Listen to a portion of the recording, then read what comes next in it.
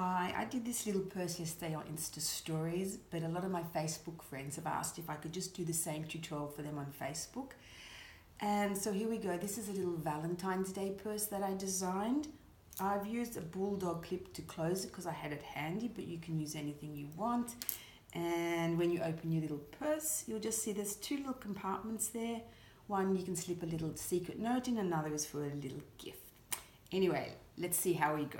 So what are you going to need? You're going to need 3 felt hearts.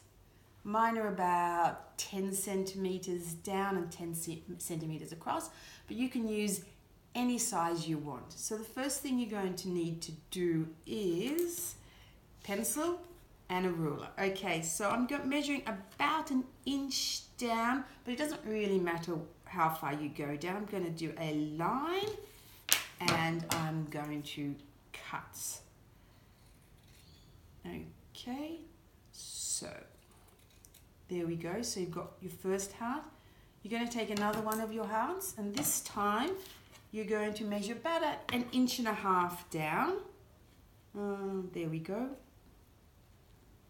Draw a line, and we're going to snip across there. Okay, now we're ready to begin. So you take your first full heart, you're going to put the next heart on there and then the last little heart. So it's going to look something like this. So now I'm just going to pin it together so that we're ready to sew. Okay, there we go. Now I have my needle and thread already threaded because just to make sure I can thread it. I've got it nicely threaded. I've got my thread doubled over and there's a little knot in the end, and that just makes sure that when you're sewing with kids the needle doesn't pull off. Okay, so we're going to take the needle and just lift up one of the layers, and we're going to push our needle in between the layers, and that's just oops, that sometimes happens, and that's why we do a knot, a double stitch to secure. So that just hides our knot. Now to make sure that our work is nice and secure, I'm actually just going to snip the end off there because it doesn't quite fit. And just to make sure that the thread doesn't slip out like it just did, we're going to do like a back stitch and go forward. That is just to make sure that it's nice and secure, it doesn't pull out like it did before. And I'm going to do another stitch on top of that. And now you're ready to do your running stitch. So when I do running stitch with kids, I always get them to place their work on the table. I tell them to put their needle down, and as soon as they feel the table, just to flick the needle up, down, and as soon as they feel the table, just flick the needle up and whoop, pull. And now we're going to sew all the way down to the bottom of the heart and up to where the pale pink finishes. So it's always down, up, pull.